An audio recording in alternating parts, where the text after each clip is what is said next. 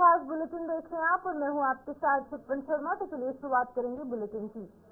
सोमवार को देर शाम अचानक सीएम पुष्कर सिंह धामी प्रदेश के ग्रीष्मकालीन राजधानी गैरसैंण में भराड़ीसैंण पहुंचे थे।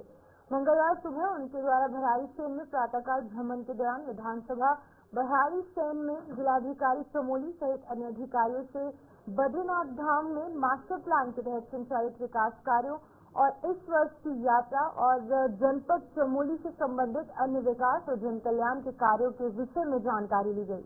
अधिकारियों को कार्य में तेजी लाने और गुणवत्तापूर्ण कार्य पर विशेष ध्यान देने हेतु निर्देश दिए गए।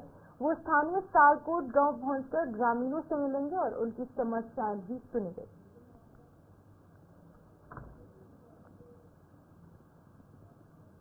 केदारनाथ उपचुनाव की तैयारियों के चलते निर्वाचन विभाग द्वारा उपचुनाव के प्रचार प्रसार के दौरान शराब और नकदी के अवैध प्रलोभन को रोकने के लिए एक्शन मोड पर कार्य किया जा रहा है।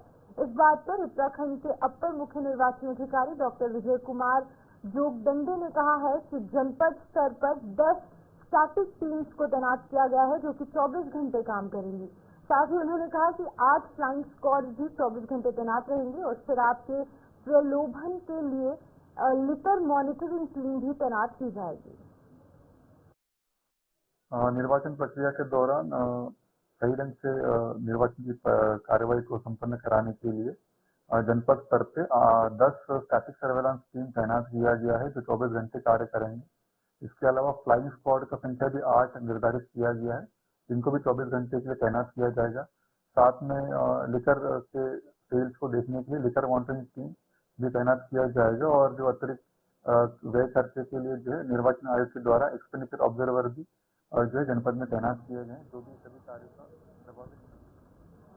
हाल ही में अल्मोड़ा के मौटसुला में हुए भीषण सड़क हादसे में 36 लोगों की मौत हो गई थी, जिसके बाद से ऐसे हादसे दोबारा न हो पाए इसके लिए परिवहन विभाग एक्शन मोड में कार्य कर रहा है। उत्तराखंड के उप परिवहन आयुक्त राजीव कुमार मेहरा ने कहा है कि इस दुर्घटना की जांच के लिए इसके साथ लीड एजेंसी को टीम दुर्घटना स्थल पर गई थी। उन्होंने आगे कहा कि इस मार्ग के साथ क्षतिग्रस्त हुई बस का भी निरीक्षण किया और अब इसका विश्लेषण कर भविष्य में ऐसी दुर्घटनाओं के बचाव के लिए रिपोर्ट तैयार की जाएगी। देखिए, जो मरचुला की जो दुर्घटना बड़े दुखद घटना है और इसमें 36 लोगों की जान इसमें गई है, तो इसके लिए परिवहन विभाग की ओर से लीड एजेंसी वहाँ गई थी। उसमें मैं गया था और साथ में हमारे जो सहायक निदेशक परिवहन है, सहायक निदेशक आपके जो है लोक निर्माण विभाग के हैं और सहायक निदेशक हमारे जो है पुलिस डिपार्टमेंट के हैं, वो सभी लोग वहाँ पर गए थे और हमने वहाँ पर घटनास्थल का निरीक्षण किया। हमने वाहन का भी निरीक्षण किया, जो सड़क की स्थिति उसका भी निरीक्षण किया। अब निरीक्षण करने के बाद हम सारी जो डाटा है उसका सम्यक विश्लेषण कर रहे हैं और सम्यक विश्लेषण करने के बाद ही हमें जान पाएंगे कि दुर्घटना का वास्तविक कारण क्या है और भविष्य में इस प्रकार की दुर्घटनाएं ना हो उसके लिए हम क्या प्रयास कर सकते हैं, क्या सुरक्षात्मक उपाय कर सकते हैं। काशीपुर में कांग्रेस द्वारा श्रद्धांजलि समारोह का आयोजन किया गया, जिसमें कि कांग्रेस कार्यकर्ताओं ने भारत के प्रथम महिला प्रधानमंत्री स्वर्गीय इंदिरा गांधी की जयंती पर उनको नमन कर उनके चित्र पर पुष्प अर्पित कर श्रद्धांजलि अर्पित की। इस अवसर पर कांग्रेस नेताओं ने कहा कि भारतीय राजनीति के इतिहास में इंदिरा गांधी को विशेष रूप से याद रखा जाता है। उनकी महानता इतनी थी कि विपक्ष के नेता होते हुए पूर्व प्रधानमंत्री स्वर्गीय अटल बिहारी वाजपेयी ने उन्हें दुर्गा का अवतार की संज्ञा दी थी। एक तेज तरार, तीव्र, निर्णायक क्षमता और लोकप्रियता ने यहाँ पर इंदिरा गांधी को देश और दुनिया की सबसे ताकतवर नेताओं में शुमार कर दिया। इस दौरान बड़ी संख्या में कांग्रेस कार्यकर्ता और पदाधिकारी भी मौजूद थे। आज महानगर कांग्रेस कमेटी की तरफ से यहाँ हमारे नवकृष्णा कांग्रेस भवन के अंदर पूर्व प्रधानमंत्री स्वर्गीय इंदिरा गांधी की जयंती मनाई जा रही है।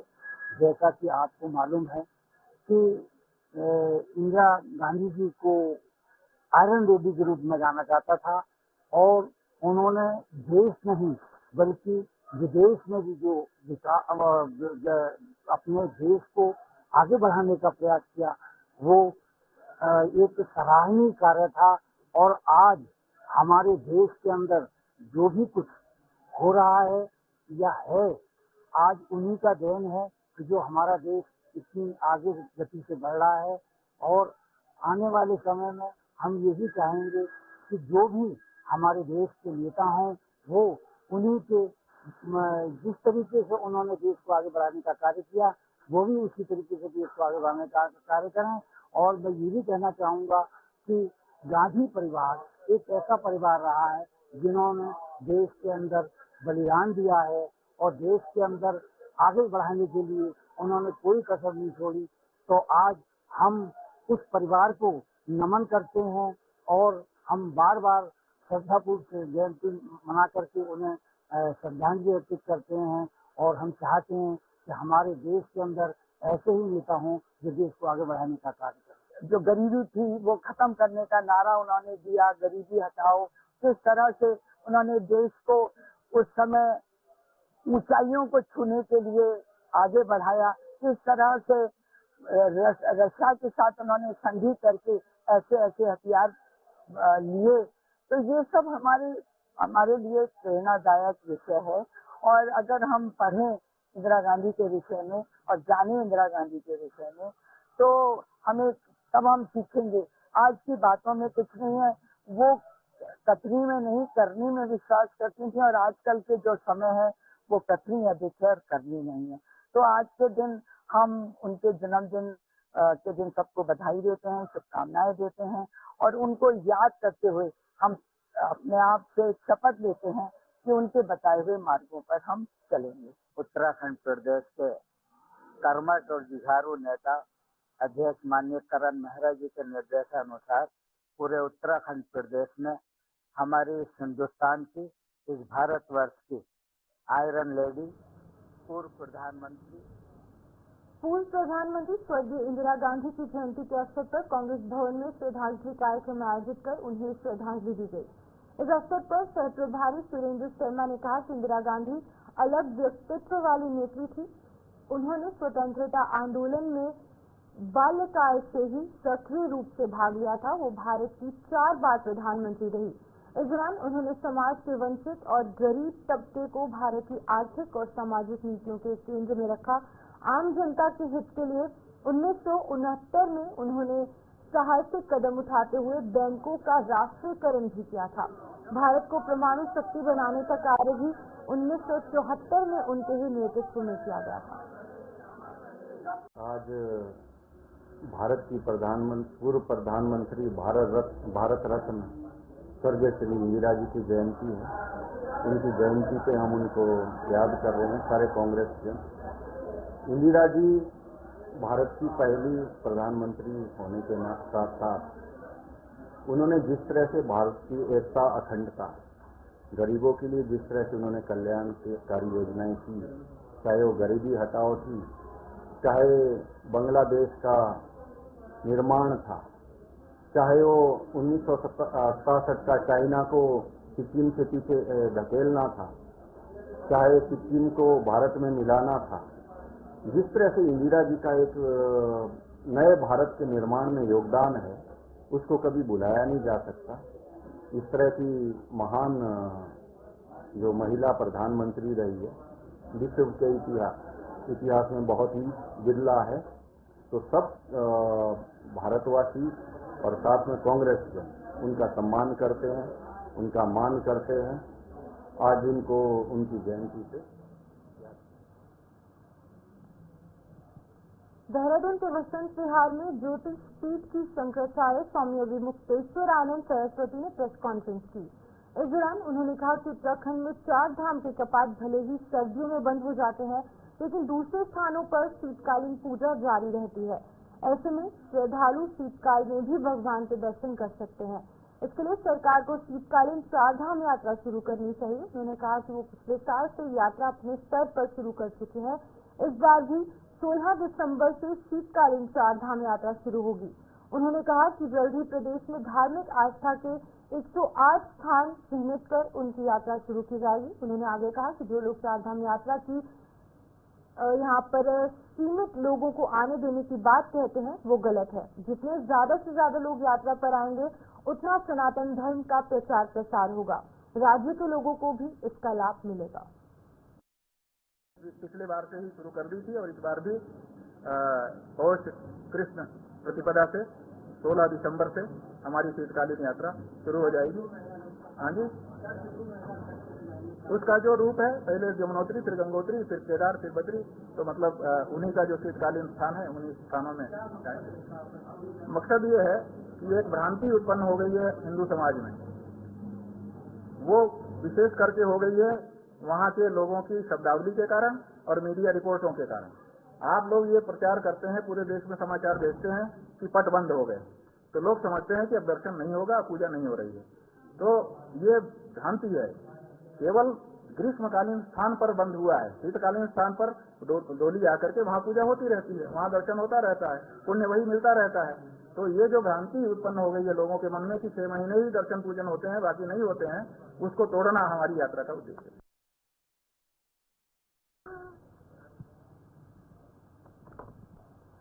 पुलिस अधीक्षक काशीपुर कार्यालय में पुलिस ने जनपद में संचालित एक बड़ी अवैध असला बनाने वाली फैक्ट्री का भांडाफोड़ किया है, जिसमें भारी मात्रा में अवैध असला और असला बनाने के उपकरण के साथ एक शातिर बदमाश को गिरफ्तार किया गया। मामले का खुलासा करते हुए उधम सिंह नगर के वरिष्ठ पुलिस अधीक्षक मणिकांत मिश्रा ने बताया कि लंबे समय से गदरपुर थाना क्षेत्र में अवैध रूप से संचालित ये असला फैक्ट्री में अवैध असला बनाकर उत्तराखंड और उत्तर प्रदेश के कई इलाकों में सप्लाई किया जा रहा था और अवैध असले को ऊंचे दामों में बेचा जा रहा था। पुलिस सूत्रों से जब पुलिस के आलाधिकारियों को पता चला तो उन्होंने इस पर क्षेत्र अधिकारी बाजपुर के नेतृत्व में एक पुलिस टीम को गठित किया। गदरपुर थाना अध्यक्ष के नेतृत्व में पुलिस ने उक्त अवैध असला फैक्ट्री के अंदर छापेमारी की।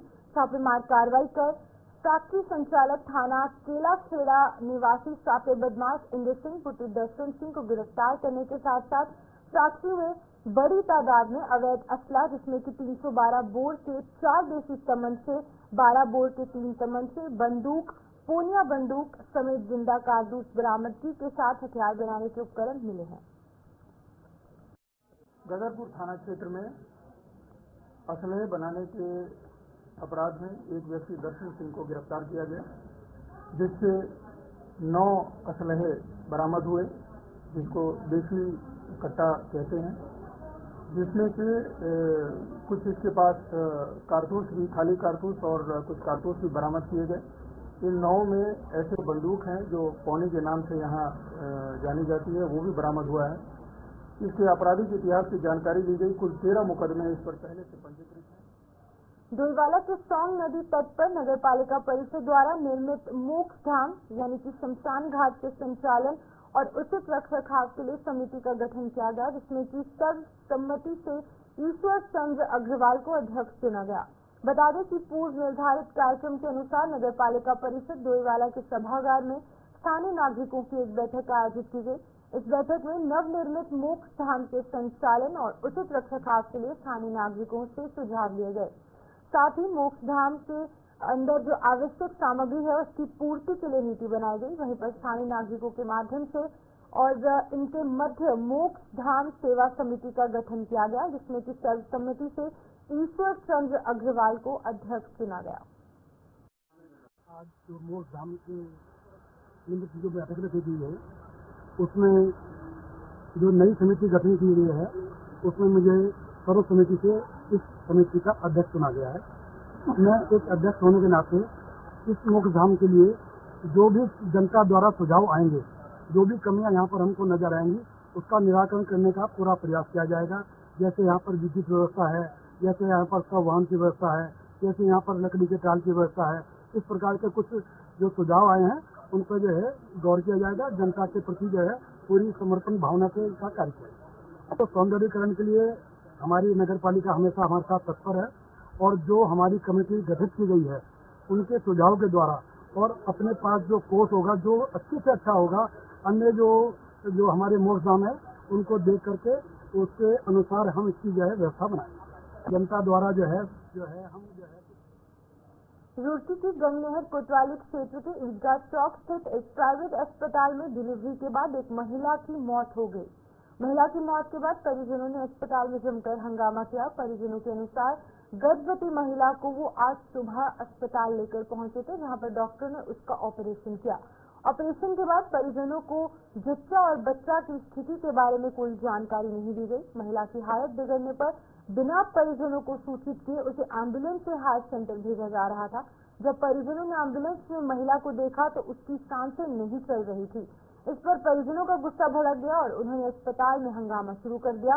घटना की सूचना मिलने पर पुलिस प्रशासन मौके पर पहुंचा, लेकिन तब तक अस्पताल के डॉक्टर और स्टाफ वहां से फरार हो चुके थे। पुलिस मामले की जांच में जुट चुकी है। क्या मामला है? यहाँ सुबह डिलीवरी के लिए आए थे हम, तो मैडम ने बोला कि बच्चा हमारे लिए, बच्चा और माँ दोनों सेफ थी, हमें पैसे कोई दिक्कत नहीं है। तो हमने बोला ठीक है। तो उन्होंने डिलीवरी के दौरान हमने उनसे पूछा कि क्या हुआ, तो उन्होंने कुछ नहीं बताया। उसके बाद में बोला माँ और बच्चा दोनों सेफ है। तो उसके बाद फिर हमने पूछा क्या हुआ, तो उन्होंने कुछ नहीं बोला। फिर उन्होंने अपने आप ही एम्बुलेंस को फ़ोन किया, फिर बोला कि इनको देहरादून के लिए रेफर कर दो। तब हमने देखा, हाथ लगाया मैंने, तो बॉडी में कुछ कब लेके आए थे आप? और हमें पेशेंट से मिलने भी नहीं दिया है, कुछ नहीं, कुछ बता ही नहीं रहे हैं। कब लेके आए थे आप? सुबह। अच्छा, बच्चा सेफ है? बच्चा भी अभी देख रहे हैं, अभी तक कौन डॉक्टर है यहाँ पर बताया आपको? डॉक्टर तो बताया नहीं था, डॉक्टर तो तब भाग गए यहाँ से, तब इतना भाग गए। क्या चाहते हैं? हम तो ये चाहते कि इनके ऊपर केस कोई मुश्किल बंद हो। अब यहाँ मस्जिद में कोई संचालक नहीं है? संचालक कोई नहीं है। रहने वाले हम उनको सुबह 8 बजे लेके आए थे यहाँ पे। उसके बाद हम यहाँ से उतरे, एम्बुलेंस में से वो अपना आप चल के ऑपरेशन थिएटर तक गई है। उसके बाद उन्होंने बोला कि ऑपरेशन कर रहे हैं हम। ऑपरेशन के टाइम हमें थोड़ी देर बिठा के रखा कि आप लोग बैठो, वेट करो यहाँ। हमने कहा हमें अंदर जाने दो, मिलाने दो उनसे, करो नहीं, उसके बाद ही मिलोगे ऑपरेशन। मंगलौर कोतवाली क्षेत्र में एक बारात के दौरान बाइक सवार बदमाशों ने दूल्हे के पिता का रुपयों से भरा भाग लेकर वो फरार हो गए।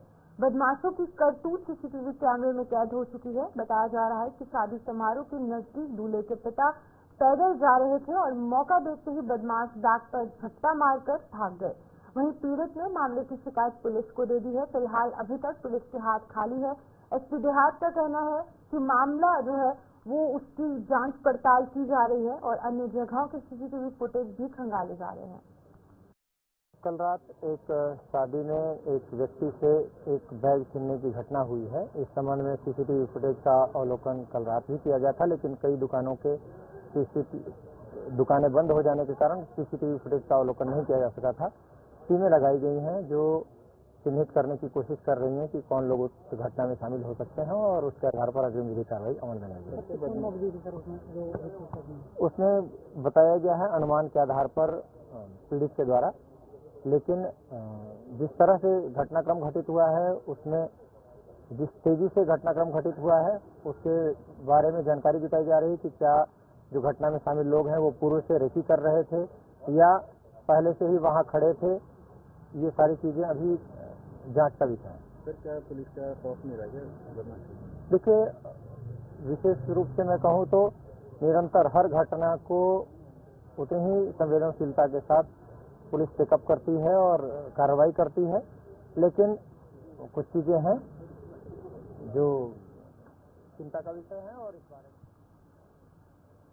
तो चलिए अब सीधा देहरादून का रुख करेंगे, जहाँ पर सीएम धामी जो है वो दून विश्वविद्यालय में एक समारोह में संबोधित करने के लिए पहुंचे हैं। सुनिए क्या कुछ कह रहे हैं।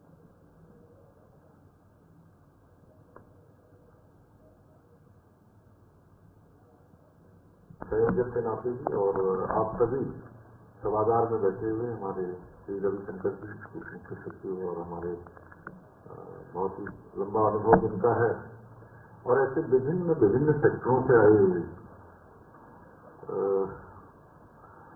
सभी महानुभाव, मुझे बताया गया है कि बहुत सारे क्षेत्रों से, अलग अलग क्षेत्रों से आए हैं। हमारे प्रशासनिक क्षेत्रों से भी बहुत लोग हैं और अन्य विभागों से भी हैं और हमारे नवाचार को आगे बढ़ाने वाले हमारे सभी ऐसे विद्यार्थी भी हैं। उन सभी का मैं आज इस कॉन्क्लेव में आप सभी का अपनी ओर से स्वागत करता हूं, आप सबका अभिनंदन करता हूं।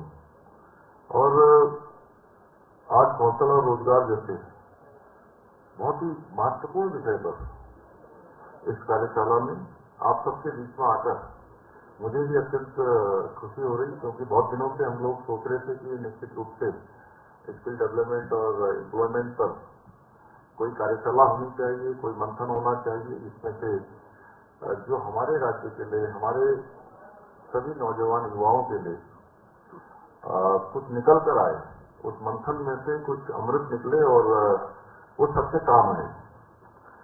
आज की ये कॉन्क्लेव हमारे युवाओं के कौशल विकास के क्षेत्र में कई नई संभावनाएं, उनके द्वार खोलने के लिए बहुत ही एक मैं कहूँ कि बहुत अच्छी पहल है, महत्वपूर्ण पहल है। इसकी शुरुआत हुई है।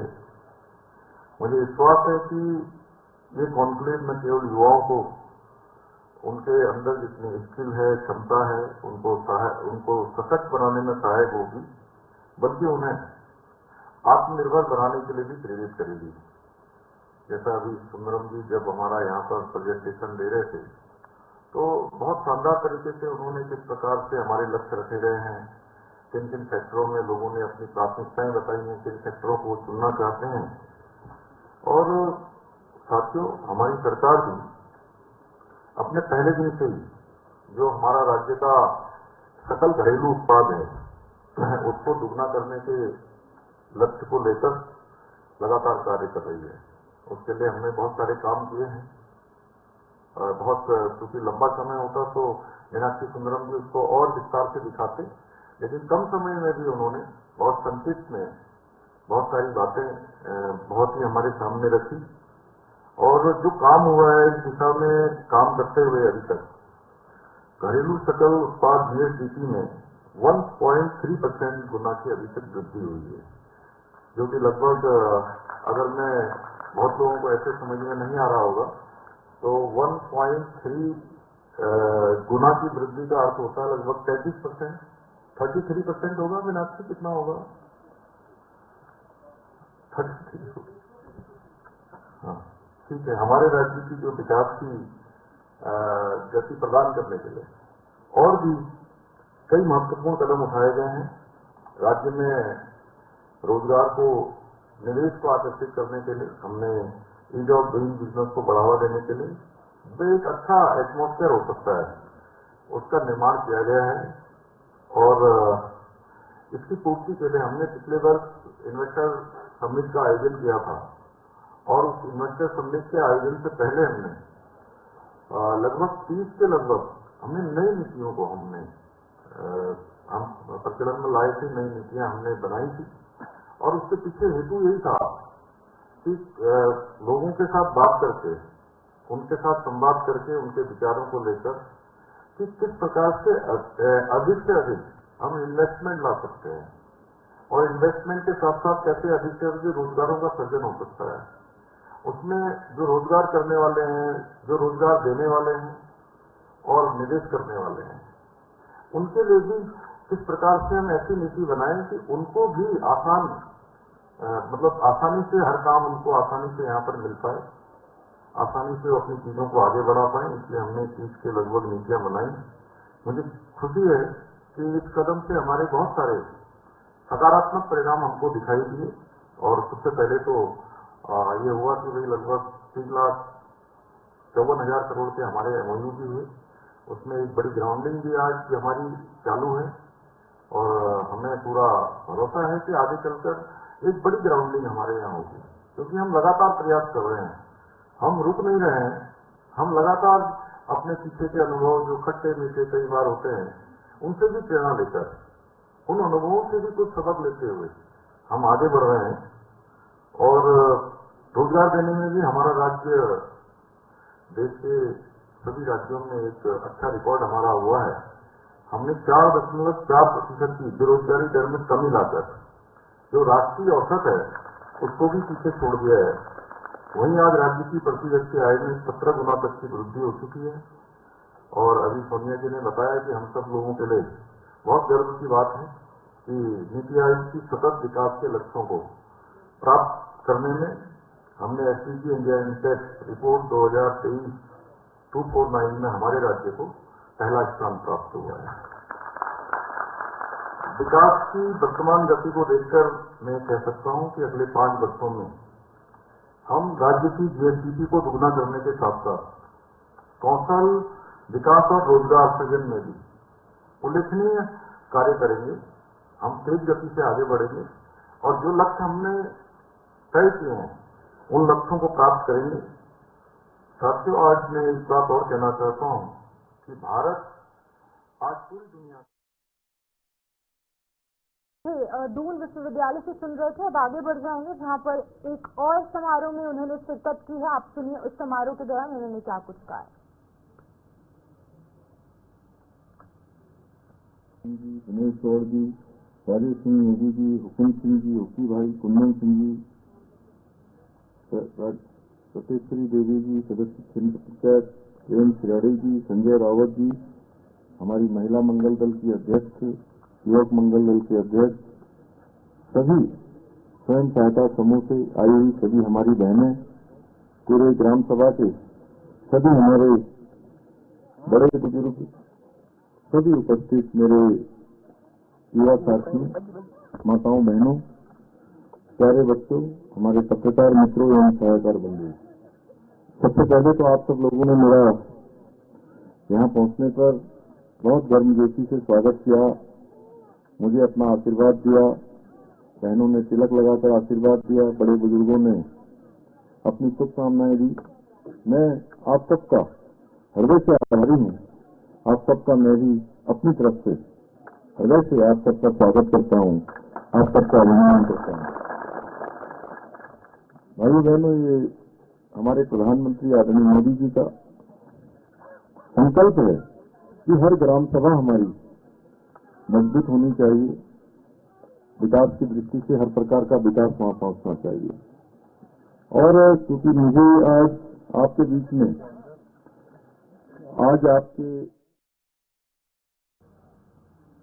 तो आप गैस पहले से सुन रहे थे पुष्कर सिंह धामी को, जो कि एक समारोह में वहां पर शिरकत उनके द्वारा की गई और जो वहां पर लोग मौजूद थे उनको संबोधित किया गया। तो फिलहाल के लिए इस बुलेटिन में इतना ही। मुझे दीजिए इजाजत, जुड़े रहिए गुलिस्तान न्यूज के साथ।